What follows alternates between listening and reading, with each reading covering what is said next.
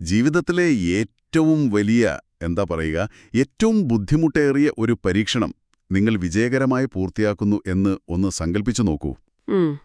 അതൊരു ചെറിയ കാര്യമല്ല. അതെ. നിങ്ങളുടെ എല്ലാ കഴിവുകളും ക്ഷമയും വിശ്വാസവുമെല്ലാം അതികഠിനമായി പരീക്ഷിക്കപ്പെട്ടൊരു നിമിഷം.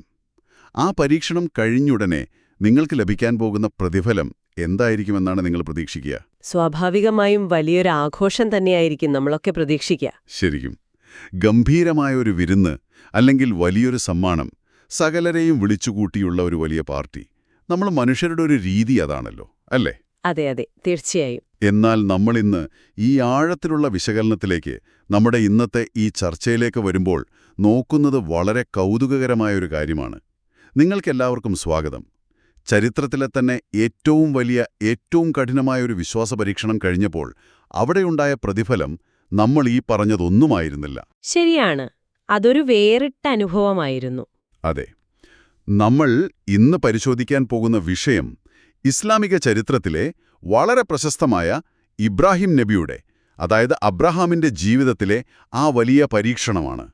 തനിക്ക് ഏറ്റവും പ്രിയപ്പെട്ടതിനെ ബലി നൽകാൻ ദൈവം ആവശ്യപ്പെടുന്ന ആ നിമിഷം. വളരെ വൈകാരികമായ ഒരു സന്ദർഭം. അതെ. പക്ഷേ ഇവിടെ നമ്മൾ ഇന്ന് ചോദിക്കാൻ പോകുന്ന ചോദ്യം അല്പം വ്യത്യസ്തമാണ്. ആ വലിയ പരീക്ഷണം വിജയകരമായി പൂർത്തിയാക്കിയ ആ നിമിഷം ദൈവം ഇബ്രാഹിം നബിക്ക് പകരമായി നൽകിയത് എന്താണ്? വെറുമൊരാടിനെ. ഒരു സാധാരണ ആടിന്. എന്തുകൊണ്ട് അവിടെ ഒരു ഗംഭീര വിരുന്ന് നൽകിയില്ല? ചരിത്രത്തിൽ നമ്മൾ കേട്ടിട്ടുള്ള അന്ത്യത്താഴം പോലെയോ, അല്ലെങ്കിൽ നമ്മുടെയൊക്കെ ഭാഷയിൽ പറഞ്ഞാൽ അതിഗംഭീരമായൊരു ബിരിയാണി പോലെയോ വലിയൊരു വിരുന്ന് എന്തുകൊണ്ട് ദൈവം അവിടെ ഒരുക്കിയില്ല? കേൾക്കുമ്പോൾ ഇതൊരു തമാശയായ ചോദ്യമായി നിങ്ങൾക്ക് തോന്നിയേക്കാമല്ലേ? എനിക്കും ആദ്യം അങ്ങനെയാണ് തോന്നിയത്. ഇതൊരു വിചിത്രമായ ചോദ്യമല്ലേ എന്ന്. പക്ഷെ ആ ചോദ്യത്തിൽ ഒരുപാട് കാര്യങ്ങളുണ്ട്. കാരണം എന്താ പറയാ, നമ്മൾ മനുഷ്യർ എപ്പോഴും വലിയ കാര്യങ്ങൾക്ക് വലിയ പ്രതിഫലങ്ങൾ പ്രതീക്ഷിക്കുന്നവരാണ്. ഇബ്രാഹിം നബിയുടെ ഈ ചരിത്രം നമ്മൾ പലതവണ കേട്ടിട്ടുണ്ടാവാം. കുട്ടിക്കാലം തൊട്ടേ കേൾക്കുന്നതാണ്. അതെ. എന്നാൽ ആ ആട് എന്ന ലളിതമായ ജീവിയിലേക്ക് നമ്മൾ അധികം ശ്രദ്ധ കൊടുക്കാറില്ല. ആ ചോദ്യത്തിന് പിന്നിൽ മനുഷ്യന്റെ മനഃശാസ്ത്രം, ദൈവവും മനുഷ്യനും തമ്മിലുള്ള ബന്ധം, ഭൗതികതയും ആത്മീയതയും തമ്മിലുള്ള സംഘർഷം തുടങ്ങി വളരെ ആഴത്തിലുള്ള ചില തലങ്ങളുണ്ട്. ഓഹോ, അതായത് ഇതൊരു സാധാരണ ചരിത്രപാഠം മാത്രമല്ല. ഒരിക്കലുമല്ല. കേവലം ഒരു ചരിത്രകഥ എന്നതിലുപരി ഇന്നത്തെ കാലത്ത് നമ്മൾ ജീവിതത്തെ എങ്ങനെ നോക്കിക്കാണുന്നു എന്നതിനെ തന്നെ തിരുത്തിക്കുറിക്കാൻ പോന്ന ഒരു വലിയ തിരിച്ചറിവാണ് ആ ആടിലൂടെ നമുക്ക് ലഭിക്കുന്നത്. ശരി, നമുക്കിതൊന്ന് വിശദമായി പരിശോധിക്കാം.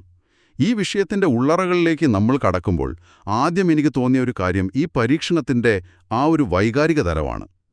അത് വളരെ പ്രധാനമാണ്.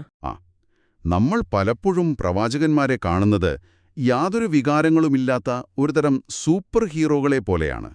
എന്നാൽ ഇബ്രാഹിം നബി ഒരു പിതാവാണ്. വർഷങ്ങളുടെ കാത്തിരിപ്പിന് ശേഷം ലഭിച്ച മകനെയാണ് ബലി നൽകാൻ ആവശ്യപ്പെടുന്നത്. അതെ, ഒരു സാധാരണ മനുഷ്യന് താങ്ങാൻ കഴിയുന്നതിലും അപ്പുറമാണത്.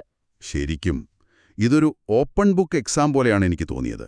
അതായത് പരീക്ഷ എഴുതാനുള്ള പുസ്തകം ദൈവം നൽകുന്നു, പക്ഷേ അത് ഉപയോഗിച്ച് പരീക്ഷ പാസ്സാവണമെന്നത് വ്യക്തിയുടെ തീരുമാനമാണ്.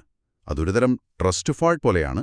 ട്രസ്റ്റ് ഫാൾ എന്ന് പറഞ്ഞാൽ നമ്മൾ പുറകിലേക്ക് കണ്ണടച്ചു വീഴുമ്പോൾ താഴെ വീഴുന്നതിന് തൊട്ടുമുൻപ് മറ്റൊരാൾ നമ്മളെ താങ്ങി നിർത്തുമെന്ന ആ ഒരു വിശ്വാസമുണ്ടല്ലോ. ദൈവം അദ്ദേഹത്തെ ആ മലമുകളിൽ കൊണ്ടുപോയി ഏറ്റവും അറ്റത്തേക്ക് തള്ളുകയാണ്. കൃത്യമായി പറഞ്ഞാൽ അതൊരു വലിയ കുതിച്ചുചാട്ടമാണ്. ഇസ്ലാമിക ദൈവശാസ്ത്രത്തിൽ ഇതിനെ ഇബ്തിന എന്നാണ് പറയുന്നത്, അതായത് പരീക്ഷണം. വിശ്വാസത്തിന്റെ പരീക്ഷണം. അതെ. ദൈവം എന്തിനാണ് ഒരു വ്യക്തിയെ പരീക്ഷിക്കുന്നത് എന്നൊരു ചോദ്യം ഇവിടെ വരാം. ദൈവത്തിന് ഒരാളുടെ ഉള്ളിലുള്ള വിശ്വാസം എത്രത്തോളം ഉണ്ടെന്ന് മുൻകൂട്ടി അറിയാമല്ലോ. അതെ, സർവജ്ഞനായ ദൈവത്തിന് പിന്നെന്തിനാണ് ഇങ്ങനെ ഒരു നാടകം? അവിടെയാണ് ഇതിന്റെ യഥാർത്ഥ അർത്ഥം നമ്മൾ മനസ്സിലാക്കേണ്ടത്. ഈ പരീക്ഷണം ദൈവത്തിനെന്തെങ്കിലും പുതിയതായി അറിയാൻ വേണ്ടിയല്ല, മറിച്ച് ആ വ്യക്തിക്ക് സ്വയം വിശ്വാസത്തിന്റെ ആഴം എത്രത്തോളമുണ്ടെന്ന് സ്വയം തിരിച്ചറിയാൻ വേണ്ടിയാണ്. അതായത് അവനവന് തന്നെ ബോധ്യപ്പെടാൻ. എക്സാക്ട്ലി. ഒരാളുടെ ഉള്ളിലുള്ള വിശ്വാസം കേവലം ഒരു ചിന്തയായി മാത്രം അവശേഷിച്ചാൽ പോരാ, അത് പ്രവൃത്തിപദത്തിൽ വരണം. അവിടെ നൽകപ്പെടുന്ന ആ മൃഗത്തിനോ അല്ലെങ്കിൽ ആ പ്രവൃത്തിക്കോ അല്ല പ്രാധാന്യം. പിന്നെന്തിനാണ് പ്രാധാന്യം? ലൗകികമായ എല്ലാ ബന്ധങ്ങളെക്കാളും ഉപരിയായി തന്നെ സൃഷ്ടിച്ച ദൈവത്തിന്റെ ഇഷ്ടത്തിന് പൂർണ്ണമായും കീഴ്വഴങ്ങാൻ തയ്യാറാണോ എന്നതാണ് അവിടെ പരീക്ഷിക്കപ്പെടുന്നത്. യാതൊരു ഉപാധികളുമില്ലാതെ സമർപ്പിക്കുക, അതാണ് ഇബ്തില. എനിക്ക് മനസ്സിലാകുന്നുണ്ട്. സ്വന്തം ഭയത്തെയും വൈകാരികമായ അടുപ്പങ്ങളെയും മറികടന്ന് പൂർണ്ണമായൊരു കീഴ്വഴങ്ങലിലേക്ക് എത്തുക. ആ പൂർണ്ണമായ സമർപ്പണമാണ് അവിടെ പ്രധാനം. അതെ, അത് തന്നെയാണ് കാതൽ. പക്ഷെ ഇവിടെയാണ് കാര്യങ്ങൾ ശരിക്കും കൗതുകകരമാകുന്നത്. എനിക്കൊരു വലിയ സംശയം തോന്നുന്നുണ്ട്. ആ മാനസികമായ കീഴ്വഴങ്ങൽ മാത്രമായിരുന്നു അവിടെ പ്രധാനമെങ്കിൽ എന്തിനാണ് അവസാന നിമിഷം ദൈവം അവിടെ ഒരു ആടിനെ കൊണ്ടുവരുന്നത്? നല്ലൊരു ചോദ്യാണ്. ഇബ്രാഹിം നബി കത്തിയുയർത്തിയ ആ നിമിഷം തന്നെ ആ സമർപ്പണം പൂർണ്ണമായല്ലോ. അപ്പോൾ ആകാശത്തുനിന്ന് ശരി, നീ പരീക്ഷണം പാസ്സായിരിക്കുന്നു, ഇനി തിരിച്ചു പോയിക്കൊള്ളുക എന്ന് പറഞ്ഞാൽ പോരായിരുന്നോ? ശരിയാണ്, അങ്ങനെ പറയാമായിരുന്നു. പിന്നെ എന്തിനാണ് സ്വയം ഒരാടിനെ കണ്ടെത്താൻ പറയാതെ, അല്ലെങ്കിൽ ആ ആടിന്റെ തന്നെ ആവശ്യമില്ലാതിരിക്കെ ദൈവം അവിടെ ഒരു പകര സംവിധാനം കൊണ്ടുവന്നത്? ആ ചോദ്യമാണ് ഈ സംഭവത്തെ കൂടുതൽ മനോഹരമാക്കുന്നത്. കാരണം ഇവിടെ വെറുതെ ഒരു പരീക്ഷണം നടത്തി മനുഷ്യനെ ബുദ്ധിമുട്ടിക്കുക എന്നതല്ല ദൈവത്തിന്റെ ലക്ഷ്യം. അപ്പോൾ പരീക്ഷിക്കാൻ വേണ്ടി മാത്രമല്ല. അല്ല, സാങ്കേതികമായി ഇതിനെ അമാനത്ത് എന്ന് വിളിക്കാം. അതായത് ഉടമ്പടിയും പരസ്പരമുള്ള വിശ്വാസവും. ദൈവം മനുഷ്യനുമായി ഒരു ഉടമ്പടിയിലേർപ്പെടുമ്പോൾ ആ അനുസരണത്തിന്റെ പാത ഒരിക്കലും മനുഷ്യന് താങ്ങാൻ കഴിയാത്തത്ര അസാധ്യമായ ഒന്നാകരുത് എന്നൊരു നിയമമുണ്ട്. ഓ, ചെയ്യാൻ അസാധ്യമായൊരു കാര്യം ആവശ്യപ്പെടുന്നത് ഒരു പരീക്ഷണമല്ല, അതൊരു കെണിയാണ്, അല്ലേ? കൃത്യമായി പറഞ്ഞു. അതൊരു കെണിയല്ല.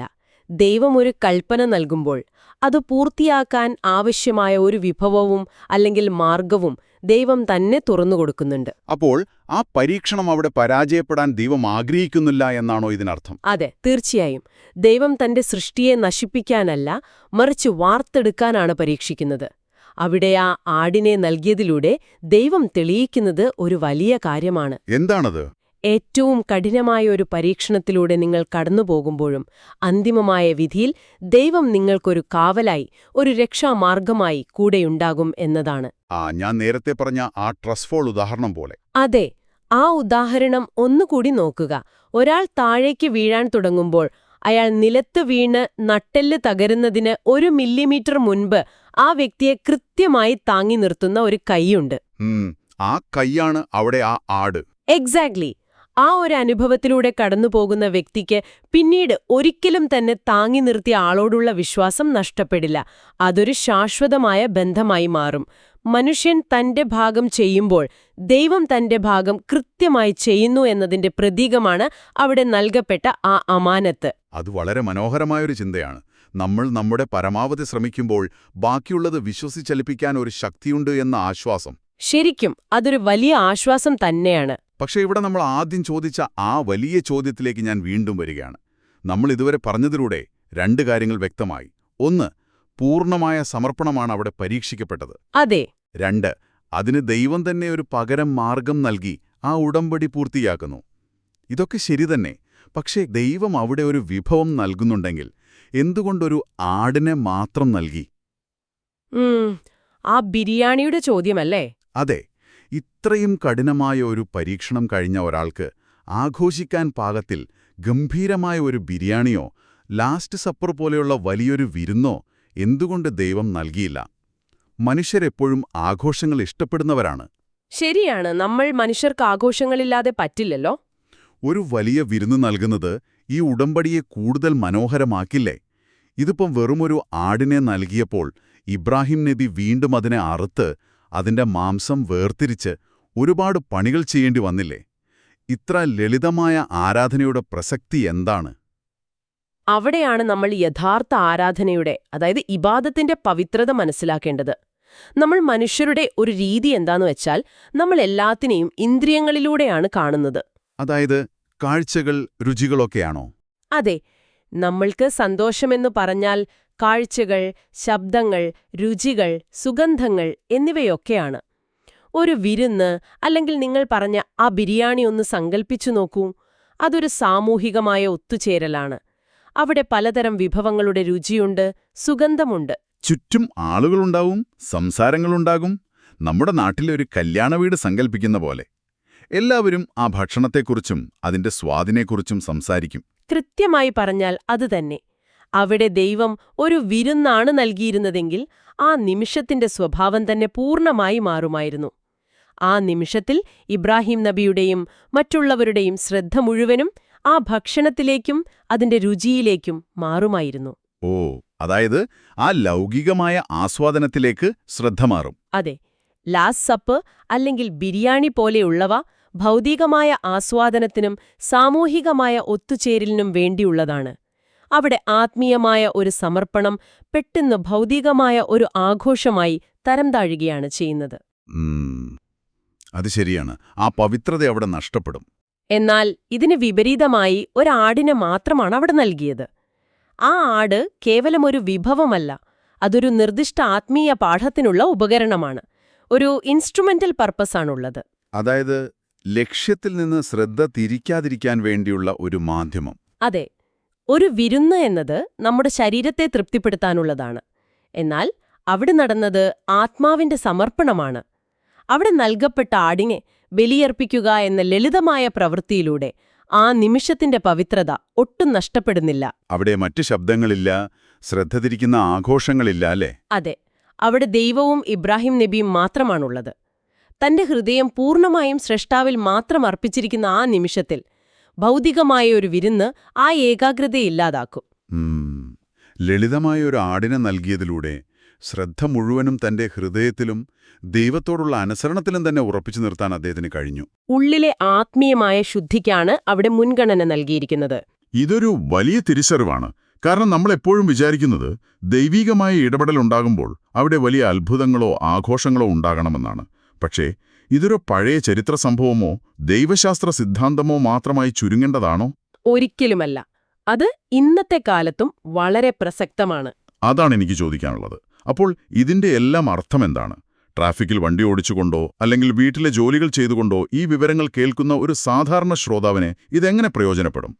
നമ്മൾ ലഭ്യമായ രേഖകളിലെ ഒരു താരതമ്യ പട്ടിക അടിസ്ഥാനമാക്കി നോക്കുമ്പോൾ ഇത് വളരെ വ്യക്തമാണ്. നമ്മൾ ഇന്ന് നമ്മുടെ ജീവിതത്തെ നോക്കിക്കാണുന്ന രീതി ഒന്ന് പരിശോധിക്കുക. നമ്മൾ എപ്പോഴും ദൈവത്തോട് പ്രാർത്ഥിക്കുന്നതെന്തിനു വേണ്ടിയാണ്? കൂടുതൽ പണം കിട്ടാൻ, നല്ലൊരു ജോലി ലഭിക്കാൻ, വലിയൊരു വീട് വെക്കാൻ. അതെ, സുഖസൗകര്യങ്ങൾ വർദ്ധിക്കാൻ, വില കൂടിയ വണ്ടികൾ വാങ്ങാൻ. ചുരുക്കത്തിൽ നമ്മൾ എപ്പോഴും പ്രാർത്ഥിക്കുന്നത് കൂടുതൽ ബിരിയാണികൾക്ക് വേണ്ടിയാണ്. ചിരി വരുന്ന കാര്യമാണെങ്കിലും അത് സത്യമാണ്. നമ്മൾ കരുതിയിരിക്കുന്നത് ദൈവാനുഗ്രഹമെന്നാൽ ഈ ഭൗതിക സുഖങ്ങൾ മാത്രമാണെന്നാണ്. നമ്മളൊരു നല്ല കാര്യം ചെയ്താൽ ഉടൻ തന്നെ നമുക്കൊരു വലിയ സാമ്പത്തിക ലാഭമോ എന്തെങ്കിലും പ്രതിഫലമായി കിട്ടണം. അതാണ് നമ്മൾ വരുത്തുന്ന ഏറ്റവും വലിയ തെറ്റ്. ദൈവികമായ കരുതൽ എന്നത് എപ്പോഴും നമ്മുടെ ഭൗതികമായ ആഗ്രഹങ്ങളെ തൃപ്തിപ്പെടുത്താനോ നമുക്ക് ലൗകികമായ സുഖസൗകര്യങ്ങൾ നൽകി നമ്മെ മടിപിടിപ്പിക്കാനോ ഉള്ളതല്ല. പിന്നെ എന്തിനുള്ളതാണ്? ഇബ്രാഹിം നബിയുടെ ജീവിതത്തിൽ നിന്ന് നമ്മൾ പഠിക്കേണ്ടത് അതാണ്. നിങ്ങളുടെ മുൻപിലുള്ള ബുദ്ധിമുട്ടുകളും നിങ്ങൾക്ക് ലഭിക്കുന്ന വിഭവങ്ങളും കേവലം ആസ്വദിക്കാനുള്ളതല്ല, മറിച്ച് നിങ്ങളുടെ സ്വഭാവം രൂപപ്പെടുത്താനും അനുസരണം തെളിയിക്കാനുമുള്ളതാണ്. അതായത് വലിയൊരു ആത്മീയ പാഠത്തിനുള്ള ഉപകരണങ്ങളായിരിക്കാം അവയൊക്കെ, അല്ലേ? അതെ, നിങ്ങൾക്ക് ലഭിക്കുന്ന കഴിവുകൾ, നിങ്ങളുടെ പണം, സമയം, നിങ്ങളെ സഹായിക്കാൻ വരുന്ന ആളുകൾ എല്ലാം ആ മലമുകളിൽ ഇബ്രാഹിം നബിക്ക് ലഭിച്ച ആടിനെ പോലെയാണ്. അത് വെറുതെ ഇരുന്ന് ആസ്വദിക്കാനുള്ള ഒരു വിരുന്നല്ല. അത് വെറുമൊരു ടൂളാണ്. അതെ, ജീവിതലക്ഷ്യം പൂർത്തിയാക്കാൻ നിങ്ങൾക്ക് നൽകപ്പെട്ടിട്ടുള്ള ഒരു സഹായം മാത്രം. ആ ലക്ഷ്യം മറന്ന് നമ്മൾ ആ ഭൗതികമായ കാര്യങ്ങളിൽ മാത്രം മുഴുകിയാൽ നമുക്കാ യഥാർത്ഥ പരീക്ഷണം വിജയിക്കാൻ കഴിയില്ല. വളരെ കൃത്യമായ ഒരു വിശദീകരണമാണിത്. അപ്പോൾ നമ്മളീ സംസാരിച്ച കാര്യങ്ങളെല്ലാം ഒന്ന് ചുരുക്കി പറഞ്ഞാൽ, ഇബ്രാഹിം നബിക്ക് ആടിനെ നൽകിയതിനു പിന്നിലെ ദൈവത്തിന്റെ യുക്തി കേവലം ഭൗതികമായിരുന്നില്ല. ഒട്ടും ഭൗതികമായിരുന്നില്ല. അദ്ദേഹത്തിന്റെ വിശപ്പടക്കാനോ ഒരു വലിയ വിജയം ആഘോഷിക്കാനോ ആയിരുന്നില്ല ആ ജീവിയെ നൽകിയത്. മറിച്ചത് തികച്ചും ദൈവശാസ്ത്രപരവും ഒരു വ്യക്തിയുടെ ധാർമ്മിക സ്വഭാവം വാർത്തെടുക്കാൻ ഉദ്ദേശിച്ചുള്ളതുമായിരുന്നു. ഇരുന്നെങ്കിൽ ആ നിമിഷത്തിന്റെ ആത്മീയമായ പവിത്രത മുഴുവനായും നഷ്ടപ്പെടുമായിരുന്നു. ഈയൊരു മനോഹരമായ ചിന്തയോടുകൂടി നമുക്ക് ഇന്നത്തെ നമ്മുടെ ഈ ചർച്ച അവസാനിപ്പിക്കാം. തീർച്ചയായും. എന്നാൽ എപ്പിസോഡ് അവസാനിപ്പിക്കുന്നതിന് മുൻപ് ഇന്ന് ലഭ്യമായ വിവരങ്ങളെ അടിസ്ഥാനമാക്കി വളരെ പ്രധാനപ്പെട്ട ഒരു ആശയം ഞാൻ നിങ്ങളുടെ മുന്നിലേക്ക് വെക്കുകയാണ്. ഇതിനെക്കുറിച്ച് നിങ്ങളൊന്ന് തനിയെ ചിന്തിച്ചു നോക്കണം. അതൊരു നല്ല കാര്യമാണ്. നമ്മുടെയൊക്കെ ജീവിതത്തിൽ നമുക്ക് ലഭിച്ചിട്ടുള്ള സമ്പത്തും നല്ല ജോലിയും അധികാരവും സൗകര്യങ്ങളുമെല്ലാം നമ്മുടെ മാത്രം ആസ്വാദനത്തിനുള്ള സമ്മാനങ്ങളാണെന്നാണ് നാം പൊതുവെ കരുതുന്നത്.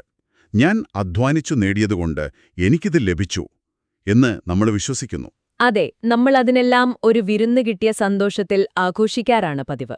എന്നാൽ ആ പഴയ ചരിത്രത്തിലെ ആ ആടിനെ പോലെ ഈ വലിയ സൗകര്യങ്ങളൊക്കെ നിങ്ങളുടെ സ്വഭാവത്തെയും നിങ്ങളുടെ വിശ്വാസത്തെയും പരീക്ഷിക്കാൻ നിങ്ങൾക്ക് നൽകപ്പെട്ടിട്ടുള്ള വെറും ഉപകരണങ്ങൾ മാത്രമാണെങ്കിലോ?